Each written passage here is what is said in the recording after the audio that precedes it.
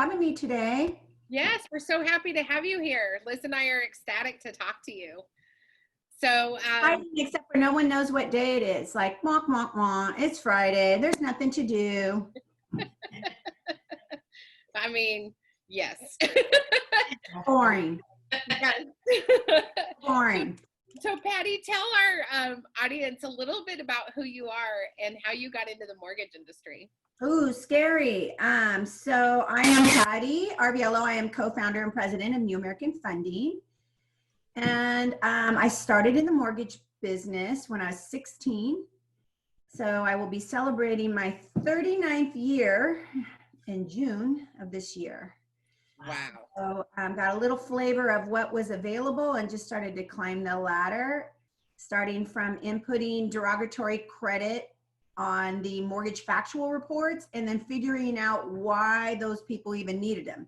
So I saw the opportunity and I just kept looking for who was making more than me and just taught myself how to rise within the industry. That's so great. And you've risen in the industry in Southern California. Yes, I started working at TransUnion Credit. Wow, that's amazing. That's so cool. So one of the things we're really excited about is really mentoring women and giving women messages from all over the country.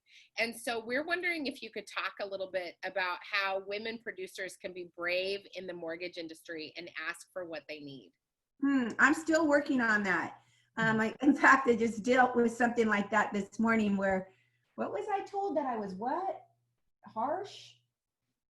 In an email. I appreciate your, I don't know, remarks, you know, it's as if, oh yeah, I'm very forward. It's Rick talking to me, but I actually just dealt with it this morning. And my reply back was, I'm not going to apologize for being harsh. It's just at this point, you don't know my story. And I always look for a win-win. And oftentimes I do what I say I'm going to do, yet the men who ask me to do what what they need to do, they don't step up to the plate. So I think they kind of tug on our emotional strings, meaning that we're super loyal as women. We want to do and support people around us, men and females. So I just oftentimes have been kind of disappointed and don't ask for what I think that I need and or deserve. So I really think that the speaking up part is what's kind of holding us back. Mm-hmm. And I still struggle with it 39 years later and 55 years old. So I'm trying to teach the younger generation about how to speak up for themselves. I come across very assertive. It's just my personality. That's why I kind of coined the hashtag that I'm passionate, not pushy. Because I'm always been told that I'm kind of pushy and or I'm yelling at people, but it's really just my passion that's coming through. So, but anyhow, that's just kind of the story. I really think that at the end of the day is no matter how we think we're being perceived, we have to speak up. Yeah, that's the scariest thing in the world to do sometimes, isn't it? It's horrible.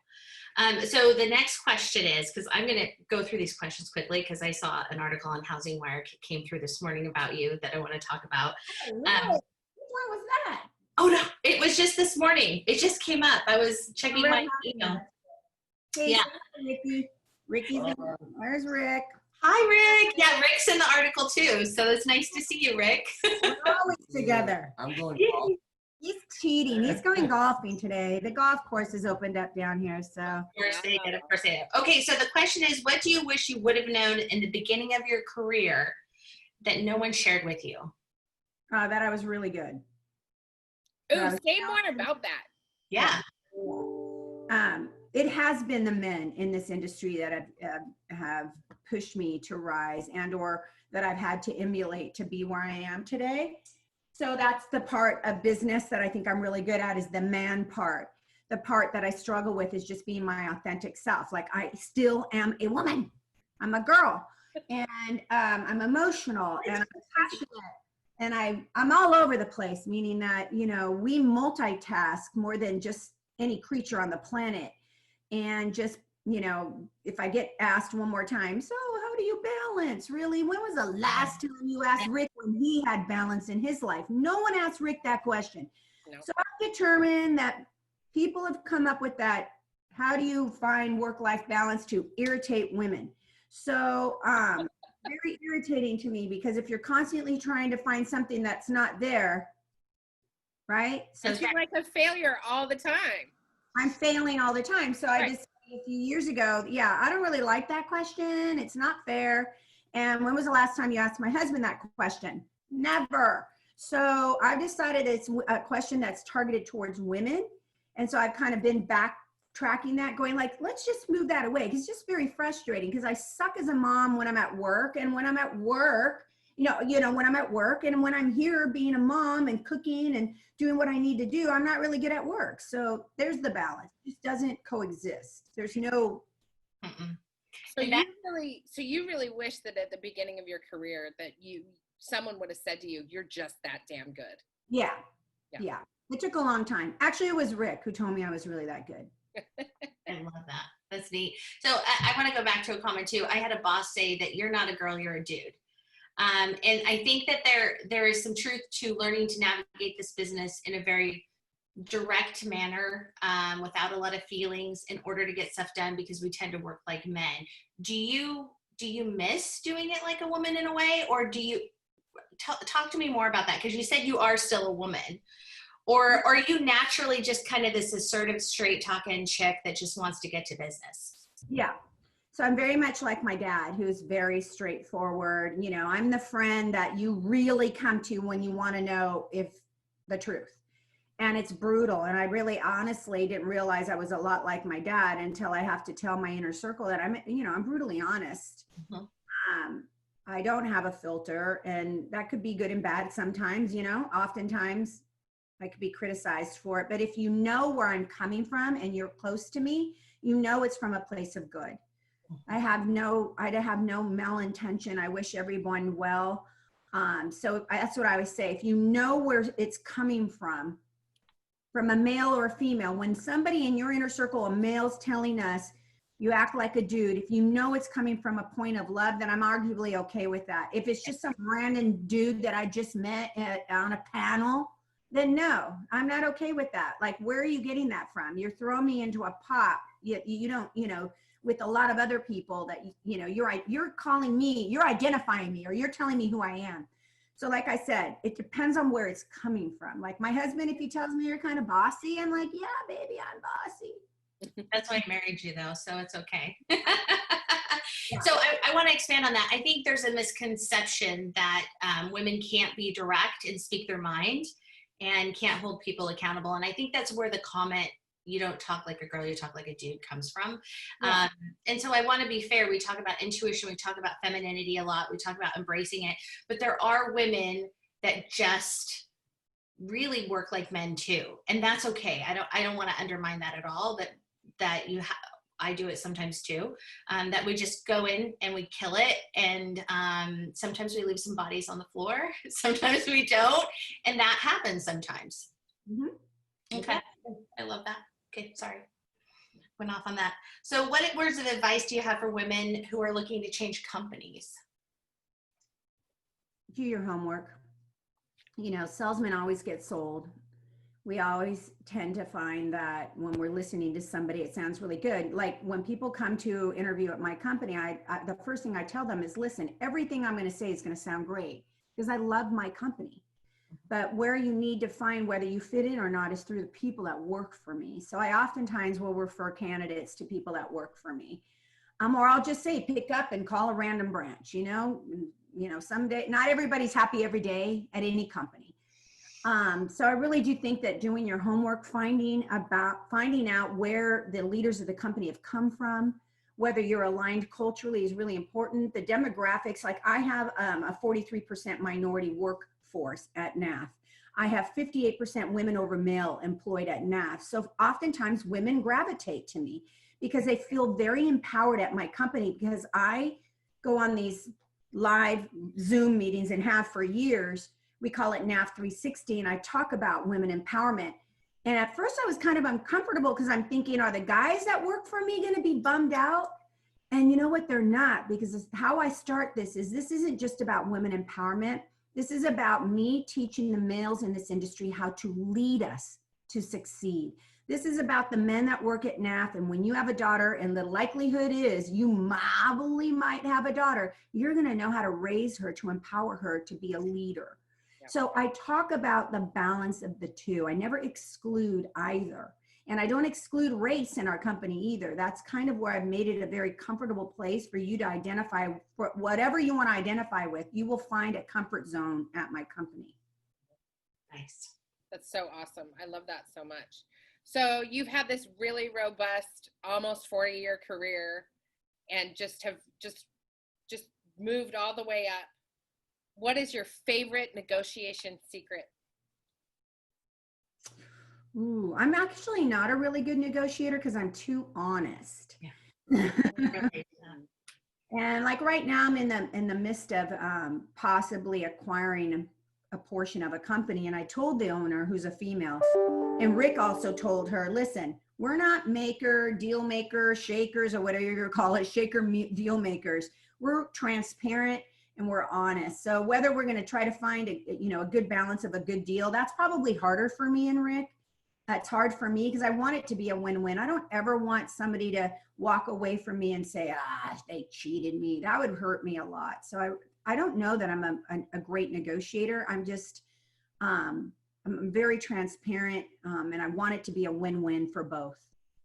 Do you think transparency makes for a bad negotiator, or do you think that maybe that's a better skill to have?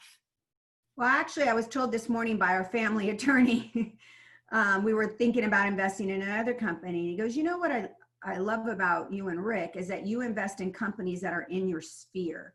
Like, I know, right? So we own a couple of tech companies that direct their services towards the mortgage industry. We're investors in one and we own another one. And this company that I'm looking to acquire is a female-owned, minority-owned company that's also could be used in our sphere. It's lacking in our sphere, but it could be used in our sphere. But we were asked to do a medical, a dog drug thing. And we're like, everything sounds good. But he says, I don't know, like maybe sometimes it's okay to just stay in your strike zone.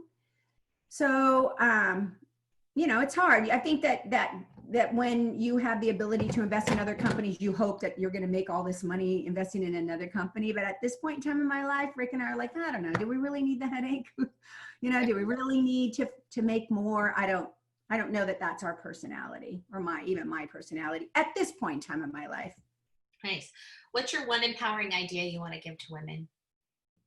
That we need to unite as one. So what I find is that there's a lot of women groups. I love what you two are doing.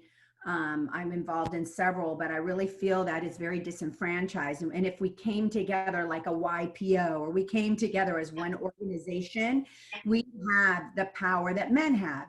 Now, I always just say we're just behind. Really the women's movement was early 70s, right? I was like 8, 9 years old already. I mean, we haven't been in the workforce succeeding that long. So I don't look at it as us being held back. The pay gap situation to me is because we are lagging behind men being in the workforce. There's also the data that we need to ask for what we deserve.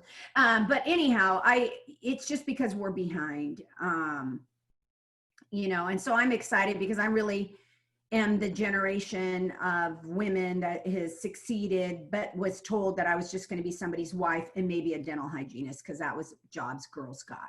So that's why I use my voice so much to kind of disrupt this younger generation is don't let somebody tell you what you identify to be. Like if you want to be rich, it's okay, right? Men say, I want to be wealthy, I want to be rich. But if a girl says it, they're like, oh, materialistic, like, oh my gosh, she's but what's wrong with us wanting to be wealthy and independent and be on our own? I mean, I'm very independent in my own marriage.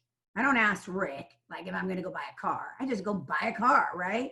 So I think being independent financially is something that we're looked down upon. I was actually in the paper, I said something about I love being rich. I mean, I'm very, very happy. Not that it makes me happy, but I love the freedom that money has brought to me and the fact that I can give without even thinking. I love that power. And I was criticized for that, for saying that I'm wealthy. Yeah, I've been in a not so well financially. I think a lot of us start out in basic households and that have money struggles and live month to month. A lot of loan officers, I find that's a common theme. I don't know if it's the hustler in us that likes this business to make more money. But I have said that money doesn't make you happy, but it makes life a lot easier. Yeah, freedom. Yeah, it sure does. So I'm totally monopolizing your time, Patty, because I'm super excited to talk to you. I know Melissa talked to you a little bit before, so I'm kind of digging in here. I want to talk about this Housing Wire article. It says a lot about you and Rick, and it says a lot about the good work you did and have done. And it talks about all kinds of awards that you've received over time, and you're going to be speaking here pretty soon at Engage Marketing Summit on June 11th and 12th. But let's talk about bringing people of color into this industry and what a horrible emptiness there seems to be.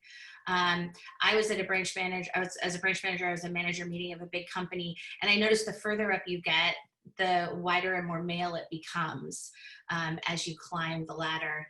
And what's your mission and what is it you're doing here to bring people of color into the business?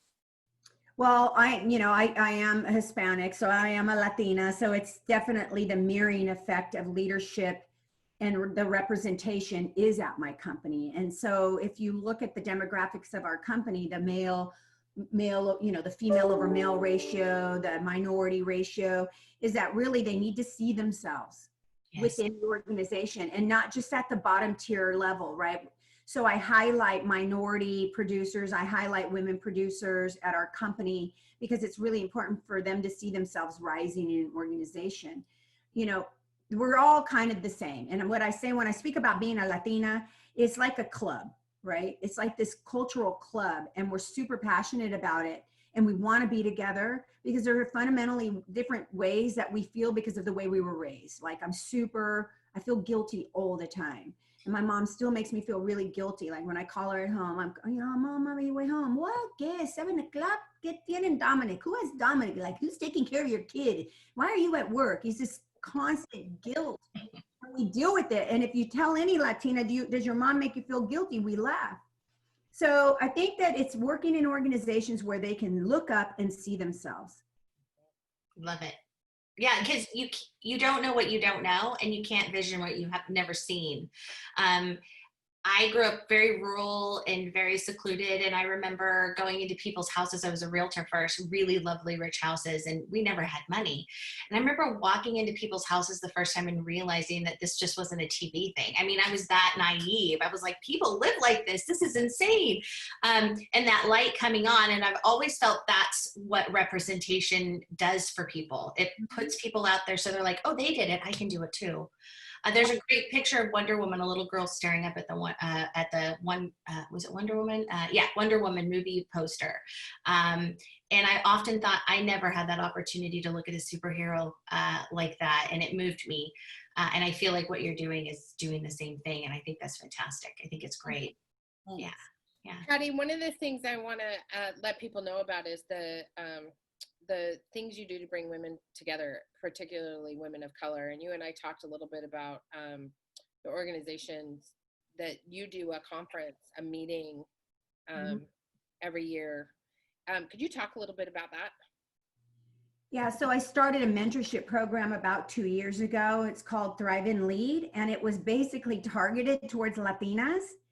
And I would attend NARP conferences, and NARP is primarily a Hispanic organization. Most of the people that attend the conference are Hispanic or Latinos.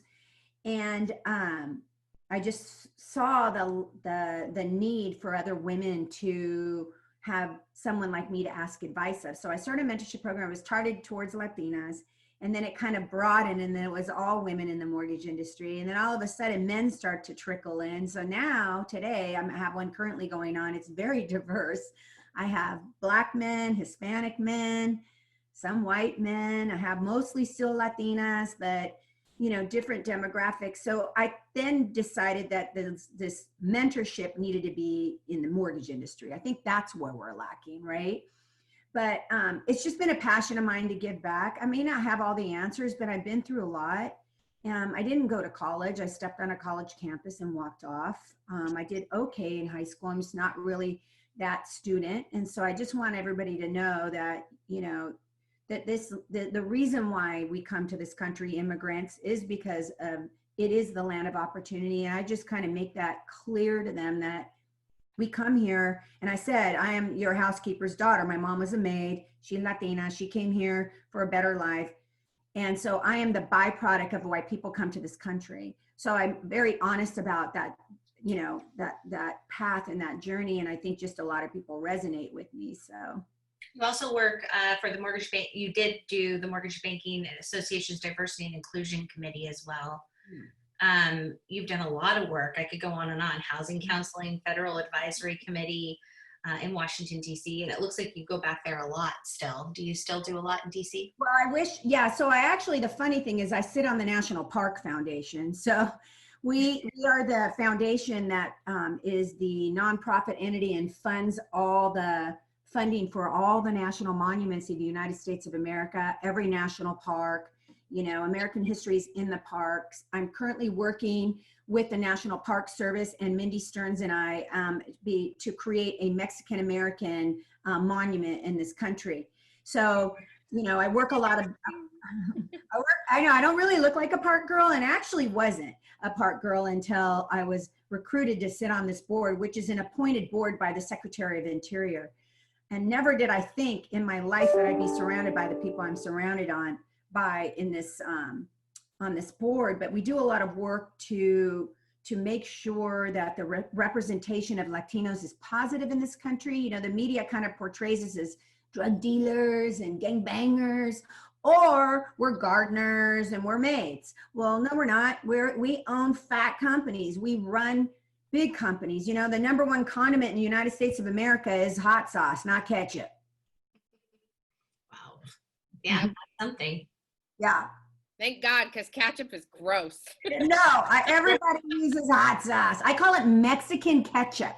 And I got to tell you, Patty, it's always, I'm a Utah girl born and bred. So, and we have the most national parks ever. So it's everybody's favorite, Zion. Yeah, Zion's is beautiful, but there's plenty of other national parks.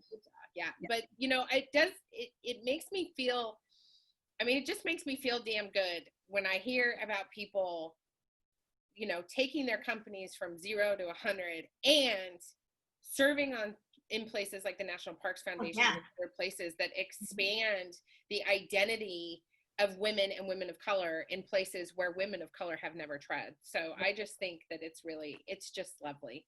In closing, is there one thing that we haven't asked you that you think these women producers, whether they're starting out just now or they've been doing this for 30 years, what do you think, what is the little nugget they need to know right now in 2020?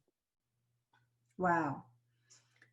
Well, I think that most women that come to me that are trying to get to the next level, if I really kind of identify their weaknesses, is they're not as structured as they need to be on their day-to-day. So we're getting pulled by, our kid's homework project got left at home. We got to get in our car. We got to drive it to the school, so I think that we need to be very married to our structure to get things done, because it's all good to think about getting things done, but execution is what pays the bills. And so oftentimes I see a bunch of loan officers doing the whole marketing thing, Facebook videos, but they don't really have any loans coming in. There has to be a point in time during a day where you're making money. So you have to get the loans locked. You got to get the loans done. So execution is where I feel like a lot of people lag in this industry. Listen, I'm mentoring my own daughter and I'm dealing with it a lot. I originate and always have originated up until now. I talk to my borrower still today. I still originate, and then I hand them over to my daughter. And I oftentimes have to remind her, you need to follow up. You need to follow up. So I think time management is a big thing. Just because you sent an email doesn't mean they received it. That's a quicken thing. So things like that. So just kind of managing your day-to-day. I'm constantly following up. And so that's the kind of advice that I would give. Thank you so much for your time, Patty, and all of the amazing, wonderful things you're doing. We appreciate you. Hang tight, okay? Thank you. Welcome.